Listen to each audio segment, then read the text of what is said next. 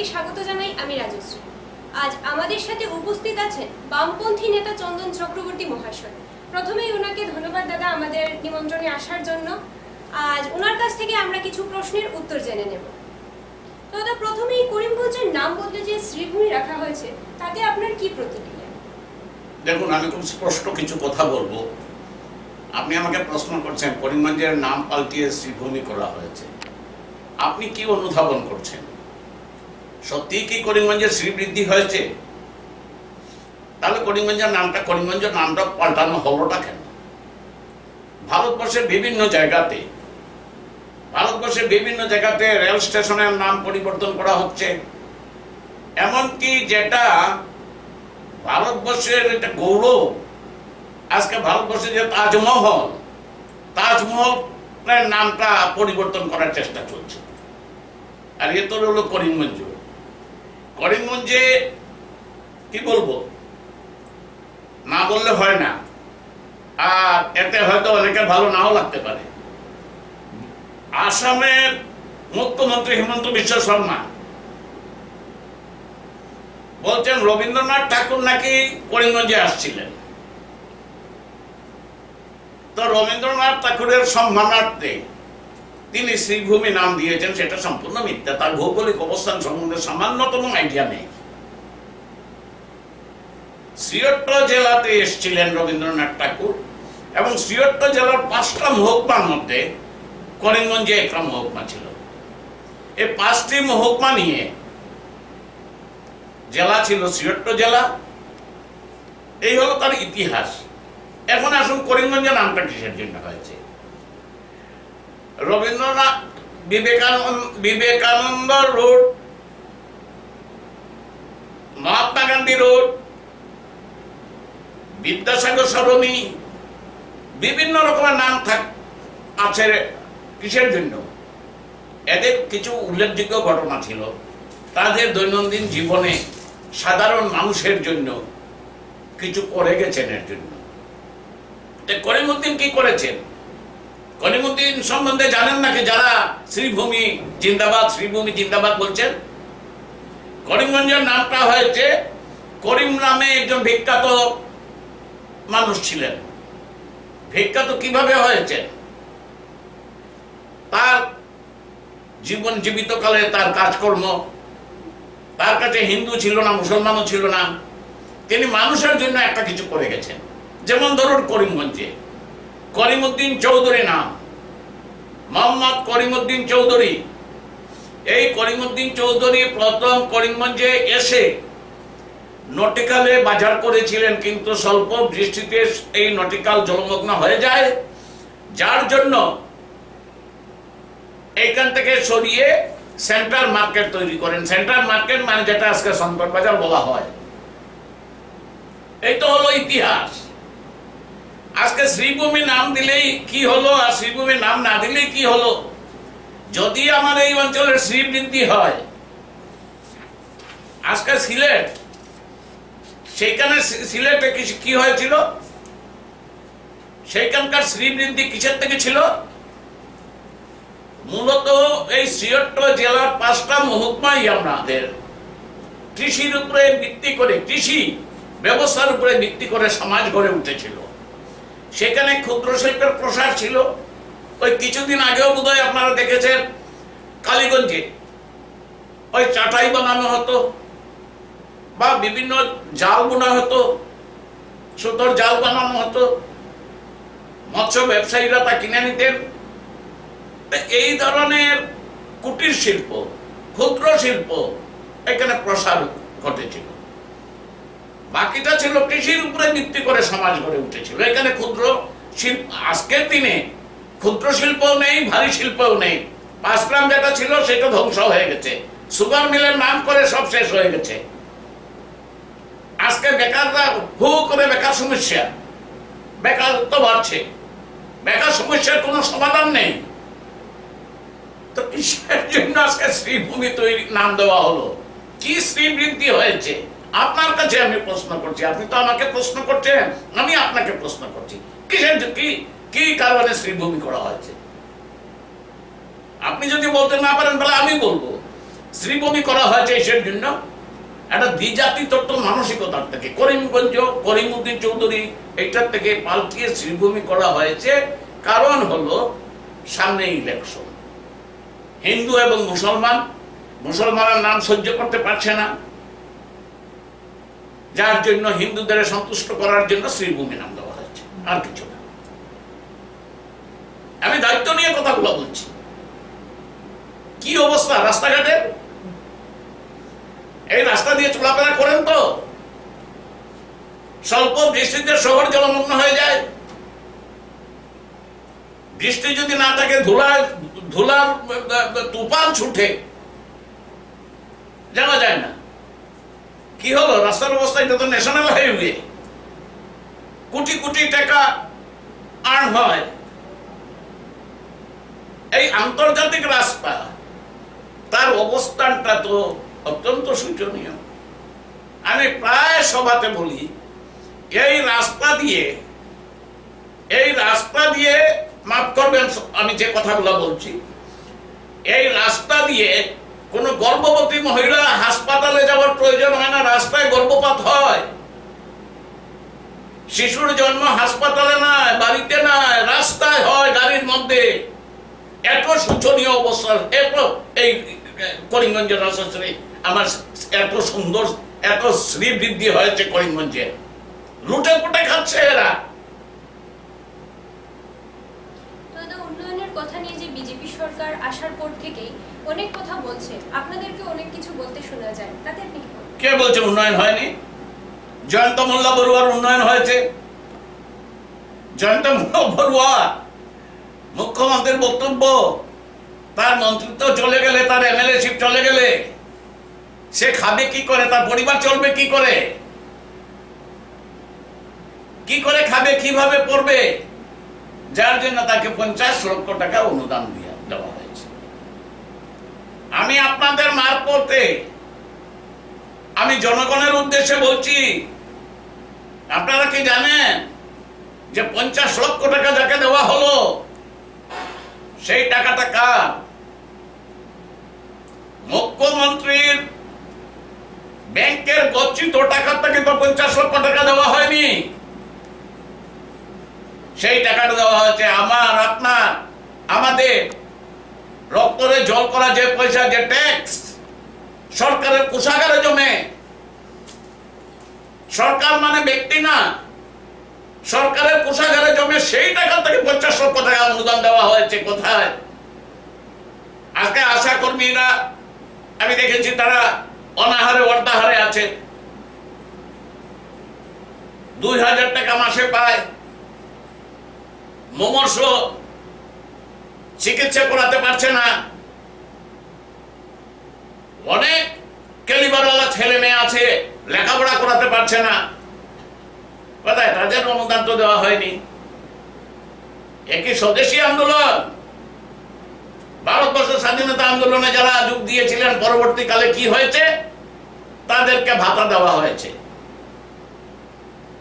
তাহলে কোন স্বাধীনতার জন্য, স্বদেশী আন্দোলনের জন্য জয়ন্ত মোল্লা বড়ুয়া নিজের জীবন বিপন্ন করেছেন, যে তার মৃত্যুর পরে, তার অবসরকালে তার পরিবারকে দেখতে হবে আমাদের, তাকে এর জন্য এককালীন 50 লক্ষ টাকা অনুদান দেওয়া হয়েছে। সেই ঠিক এইসব ফাইজলামির জন্য। তা এই তো উন্নয়ন। রাস্তাঘাট নেই, হাসপাতাল নেই, চিকিৎসা পরিষেবা নেই, সমস্ত কিছু বন্ধ। একটা মুমূর্ষ অবস্থা চলছে এই বিজেপির আমলে। বর্তমানে যে শ্রীভূমির চিকিৎসা পরিষেবার এই অবস্থা, এতে আপনার কি প্রতিক্রিয়া, আপনি কি বলতে চান? আমি তো আপনার মারফতে, এই চ্যানেলের মারফতে আমি করিমগঞ্জ বা হোক আর শ্রীভূমি হোক, যাই হোক, তাদের উদ্দেশ্যে কিছু কথা বলবো। অনেক আন্দোলন হয়েছে মেডিকেল হসপিটাল নিয়ে। কতটুকু হয়েছে মেডিকেল? এই লালিপপ, বাচ্চাদেরকে চকলেট দেখে প্রলোভিত করার মতো ঘটনা। মেডিকেল হসপিটাল কোথায়? হাসপাতালের যে পরিকাঠামো, সেইটাই আজকে ধ্বংসের দিকে। ওই গত কয়েকদিন আগে, আমারও বয়স হয়ে গেছে 74 বছর বয়স, আমারই সমবয়সী আমার এক বন্ধু, তার ছেলে আমাকে বলছিল যে কাকু বাবা তো অসুস্থ, হাসপাতালে গেলাম, গিয়ে দেখি ওই সামনে কাউন্টারের সামনে উপরে উঠার মতো তার অবস্থা নেই। একটা হুইল চেয়ার নেওয়া হলো, এইটাও ভাঙ্গা, সামনের দিকে পড়ে যেতে পারে, রশি একটা দিকে সামনের দিকে একটা প্রোটেকশন দিয়ে দুইজনে, আমি তার উপরে উঠতে পারি না, অসুবিধা নেই, লিফট নেই। একাধিকবার আজকের জয়েন্ট ডাইরেক্টর নয়, আগের যে জয়েন্ট ডাইরেক্টর ছিল, একাধিকবার জয়েন্ট ডাইরেক্টরের সাথে আবেদন নিবেদন করেছি, আলাপ আলোচনা করেছি, কেন লিফট নেই? এটা প্রদর্শনী হিসেবে দেখানোর জন্য নাকি? নতুন বিল্ডিং এর যে লিফট আছে, আফটার সেল সার্ভিস কোম্পানি থেকে দিয়ে থাকে, কিন্তু তার যদি পয়সা না দেয়, ফ্রি সেল সার্ভিসও দেবে না। লিফট নেই, হাসপাতালের অবস্থা খুব খারাপ। তাহলে এখান থেকে যাদেরকে নির্বাচিত করা হয়েছে, এইখানে যারা যারা আছেন, এই করিমগঞ্জ জেলায় মন্ত্রীও আছেন, এমএলএ আছেন, এমপিও আছেন। আপনারা কি দেখেছেন কোনদিন তাদের যে উন্নয়ন তহবিল থেকে প্রত্যেক এমএলএ এরিয়া ডেভেলপমেন্টের জন্য কিছু অনুদান, কিছু টাকা পয়সা আসে? হাসপাতালের ব্যাপারে কি কি কিছু করেছেন কি দেখাতে পারবেন আপনারা? বড় বড় কথা, বরাক উপত্যকাতে, রামকৃষ্ণনগরে আর করিমগঞ্জে দুই জায়গাটা নিয়ে টানা হেসরা চললো যে মেডিকেল হসপিটাল হয়ে যাবে। একটা মেডিকেল হসপিটাল এই লালিপপ দেখানো হলো সাধারণ মানুষেরকে ভোটে নির্বাচনে নির্বাচিত হওয়ার জন্য। কিন্তু এখন কোথায়? একদল চাইছিলাম করিমগঞ্জে হোক, করিমগঞ্জে যথেষ্ট জায়গা আছে, ভারতবর্ষের নয় আমার আসামেরই বিভিন্ন জায়গাতে আছে। প্রথম অবস্থায় যে সিভিল হসপিটাল থাকে সেইখান থেকে মেডিকেল হসপিটালের সূচনা, শিলচরের ক্ষেত্রে ওইটা হয়েছে, পরবর্তীতে মেডিকেল হসপিটাল হয়েছে। তাহলে করিমগঞ্জে যে বিল্ডিং গুলো আছে, কোয়ার্টার গুলো আছে, সমস্ত কিছু মিলিয়ে একটা ব্যবস্থা হয়ে যেতে পারতো, টেম্পোরারি এখানে চালু হতে পারতো। এর পেছনে যে নটিক্যাল আছে, সেই নটিক্যালের যে জায়গাগুলো দখল করা হয়েছে, এই বিস্তীর্ণ অঞ্চল নিয়ে একটা ভালো হসপিটাল হতো। মেডিকেল হসপিটাল হতে গেলে কি কি প্রয়োজন? প্রথম অবস্থায় ভৌগোলিক অবস্থান সম্বন্ধে নির্বাচিত করতে হয়, সেখানে রেল লাইন আছে কিনা, যোগাযোগ ব্যবস্থা সঠিক আছে কিনা, তার আশেপাশে অন্যান্য কিছু ভৌগোলিক অবস্থান প্রকাশ্যে আসতে হয়। তো যাতে অন্য জায়গা থেকে লোকে যাতায়াত করার সহজ সুযোগ সুবিধা থাকে। এখানে না এরপর শুনলাম কি রামকৃষ্ণনগরে হচ্ছে। রামকৃষ্ণনগরের কোথায় আমি তো জানি না মেডিকেল হসপিটাল হচ্ছে কিনা। বাচ্চাদেরকে লুকানো হচ্ছে যে এই তোমাদেরকে চকলেটটা দিলাম, ভালোভাবে লেখাপড়া করবে বাবা, সবকিছু ঠিক। তেমনি আম জনতারে সাথে প্রতারণা হয়েছে। বেটি বাঁচাও বেটি পড়াও স্লোগান দেওয়া সরকারের দিনে প্রতিদিনই আমরা কোনো না কোনো দিনই শুনতে পাচ্ছি নারী নির্যাতনের ঘটনা, আপনাকেও প্রতিবাদে দেখা যাচ্ছে। তো এই ব্যাপারে আপনি কি বলতে চান? আপনি তো একজন নারী, তো আপনার কি 100% নিরাপত্তা আছে? রাত্রেবেলা চলার ক্ষেত্রে বিভিন্ন রকমের প্রতিবন্ধকতা আছে। আর আবার করিমগঞ্জ জেলা যেখানে কোনো রিসোর্স নেই, ক্ষুদ্র শিল্পর প্রসার নেই, ভারী শিল্প নেই,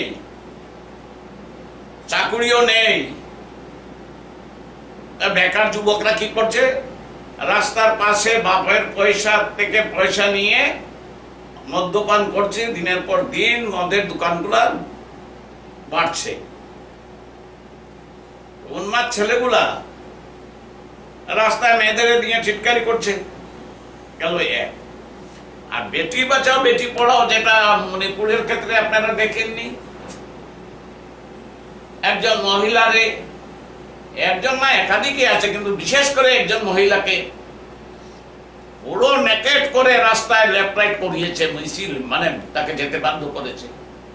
আজ পর্যন্ত আপনার জানা আছে কি বিজেপি সরকার মণিপুরে কোনো দিন এত বড় এত গন্ডগোল হয়ে গেল? ভারতবর্ষের বীর বিক্রম প্রতাপশালী কত 36 ইঞ্চি না কত ইঞ্চি বুকের পানা, তিনি গর্ব করে বলতে বিশ্বগুরু নরেন্দ্র মোদী কোন দিনও তো মণিপুরের ব্যাপারে মণিপুরে যাননি বা এই সমস্যার সমাধান করার জন্য চেষ্টা করেননি। মহিলারা লাঞ্ছিত হচ্ছে, তাকে উলঙ্গ করে রাস্তা দিয়ে মার্চ করানো হচ্ছে। এরপরে কি বলবো, তার দলের যারা খেলোয়াড় বিশ্বের মানে প্রতিযোগিতায় ভারতের হয়ে তারা প্রাইজ নিয়ে এসছে। আর বিজেপির এমপি এর নাম কি যেন ছিল, আমি ভুলে যাই, এদের নাম মনে রাখতে আমার ইচ্ছা নাই, আর আজকালকে আমার অনেক কিছু মনেও থাকে না। দিল্লিতে ঢালাওভাবে এই পলওয়ানরা, এই মহিলারা তারা এজিটেশন দেখালো। তো এই তো তাদের বিজেপির বেটি বাঁচাও বেটি পড়াও, বেকারদের চাকরি দেবে, যত সব কিছু মিথ্যাবাদী ছাড়া তারা যা করে তা বলে না, যা বলে তা করে না। যে কথাগুলো বলেছিল 2 কোটি যুবকের চাকরি দেবে বছরে, দিয়েছে কি? 15 লক্ষ, দরিদ্র সীমার নিচে প্রত্যেকের ঘরে ঘরে 15 লক্ষ টাকা করে অ্যাকাউন্টে দিয়ে পৌঁছবে, দিয়েছে কি? দেয় নাই। তাহলে এই হলো বিজেপির চরিত্র, এই হলো বিজেপির চরিত্র। ভালো আছে আজকে আপনাদের এখানে আপনারা ডেকেছেন, আপনাদের মারফতে বলবো সাধারণ মানুষের কাছে, আজকে আপনারা নিজের জীবন যদি রক্ষা করতে হয়, নিজের ছেলের যদি জীবন রক্ষা করতে হয়, রুটি রুজির সমস্যা সমাধান করতে হয়, বিজেপিকে ছুঁড়ে ফেলে দিন ডাস্টবিনে, এছাড়া কোনো উপায় নেই। এই বিজেপি কাজ করে না, শুধু মিথ্যা কথা বলে সমস্ত উন্নয়ন আজকে ব্যাহত হচ্ছে তাদের জন্য। এখন নতুন স্লোগান যে সমস্ত ভারতবর্ষ জুড়ে শুধু তাদের একই স্লোগান, হিন্দু আর মুসলমান। আমার শত্রু মুসলমান নয়, মুসলমানের শত্রু হিন্দু না। এই ভারতবর্ষের স্বাধীনতা আন্দোলনে হিন্দু মুসলমান সম্মিলিত ভাবে তাদের রক্তের বিনিময়ে ভারতবর্ষের স্বাধীনতা আমরা পেয়েছি। হিন্দু আমার শত্রু না, মুসলমান আমার শত্রু না। ধর্ম আমরা মানি, সেই ধর্ম হলো মানব ধর্ম, মানুষের ধর্ম। ধর্ম নিয়ে লাটালাটি সেইটা পরিহার করা উচিত। দুর্নীতিমুক্ত কথা বলে থাকা সরকারের দিনে এখন সরকারি কার্যালয়ে দুর্নীতি হতে দেখা যাচ্ছে প্রায় সময়, তা নিয়ে আপনি কি বলবেন? কেন আপনারা দেখেননি যে ইলেকট্রাল বন্ড নিয়ে কি হয়েছে? কেজরিওয়াল থেকে আরম্ভ করে অনেকের ক্ষেত্রে অনেক ঘটনা বের হয়েছে। কেজরিওয়াল ভালো না খারাপ সেই প্রসঙ্গে আমি জানি না, আমি কোনো তদন্ত করিনি বা কোনো কিছু না, কিন্তু যে বন্ড, যেটা ইলেকট্রাল বন্ড, দেখা গেছে ভারতবর্ষে বিজেপির তহবিলে যারা যারা টাকা দিয়েছে, পরবর্তীতে দেখা গেছে যেমন বিভিন্ন ঔষধ কোম্পানিগুলো টাকা দিয়েছে, জেল থেকে ছাড়িয়ে দিয়েছে তাদের ছেলেকে জোর জবরদস্তি করে সাক্ষী দেওয়ার জন্য কেজরিওয়ালের তাকে প্রেসারাইজ করা হয়েছে, সে সাক্ষী দেয়নি, বাবাকে অ্যারেস্ট করে নিয়েছে। ছেলে বলছে যে না, তারপরে দেখা যায় ছেলেকে ছেড়ে দিল, ছেলেকে ছেড়ে দিল বা বাবাকে ছেড়ে দিল। কিসের জন্য ছাড়লো? তার কয়েকদিন পরে দেখা যায় 200 কোটি 400 কোটি 500 কোটি টাকা ইলেকট্রাল বন্ডের গেল। কার এই ইলেকট্রাল বন্ডে? কংগ্রেস, বিজেপি, তৃণমূল কংগ্রেস, আম আদমি পার্টি সবাই আছে। কিন্তু বিজেপির তহবিলে কত টাকা গেছে? অতীতে কোন রাজনৈতিক দলের তাদের কোষাগারে এত কোটি টাকা ছিল না। পারবেন? সমস্ত ভারতবর্ষ খুঁজে দূরবীন দিয়ে খুঁজে বের করতে পারবেন? কোন কমিউনিস্ট পার্টি ইলেকট্রাল বন্ড নিয়ে এসে এই ধরনের দেওয়া হয়েছে তাদেরকে লক্ষ লক্ষ কোটি কোটি টাকা? আমরা সততাটারে চোখের মনের মতো রক্ষা করি। তো দুর্নীতি দুর্নীতি দুর্নীতি দুর্নীতি তো প্রত্যেক জায়গাতে দুর্নীতি চলছে। আর বিজেপি শাসিত অঞ্চলে তো প্রত্যেক দিন খুললেই দেখা যাচ্ছে সংবাদপত্র, যদিও ইলেকট্রনিক মিডিয়া, প্রিন্ট মিডিয়া, কি বলে এদেরকে, বুদ্ধি মিডিয়া, এর মধ্যেও কিছু আছে, দেখা যায় তাদের দুর্নীতির কথা আমরা লক্ষ্য করি। যতদিন পর্যন্ত এই বিজেপিকে উৎখাত করা যায়নি ততদিন পর্যন্ত ভারতবর্ষের সমস্যার সমাধান হবে না। পুলওয়ামা কাণ্ড, ওই কিছুদিন আগে সিন্ধুর কাণ্ড, সবকিছুতে তো তাদের ভূমিকা অনস্বীকার্য। পুলওয়ামাতে কি হলো? আরডিএক্স নিয়ে যাচ্ছে ভেতরে, কিন্তু তারা কিন্তু ধরতে পারলো না, সেটা তাদের ব্যর্থতা। এটা নিয়ে 2019-এর ইলেকশন খেললো, কৃতিত্ব দেখালো, যেমন মনে হলো যেন মাউন্ট এভারেস্ট জয় করে নিচে নেমে এসেছে। এইবারের ঘটনাটা কি? 150 কিলোমিটার 150 কিলোমিটার দূরে আসলো, এসে এখানে একটা ঘটনা ঘটলো, সিন্ধুরের ঘটনা, যে ঘটনা ঘটলো। তাহলে তাদের প্রশাসন কি করছে? কোনো কিছু করতে পারছে না।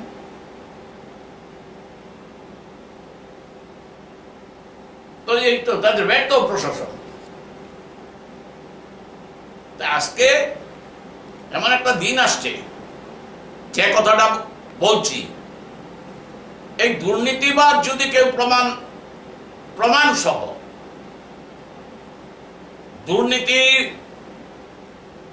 তাছাড়া এই যারা বলছিল বেটি বাঁচাও দেশ বাঁচাও না কি কি স্লোগান, এই বেটিরাই ঘরের ঝাড়ু দিয়ে ঘর যেভাবে পরিষ্কার করে, এই মহিলারাই কোনো এক সময় বিজেপিকে ঘরের ঝাড়ু দিয়ে পরিষ্কার করার মতো পরিষ্কার করে দেবে।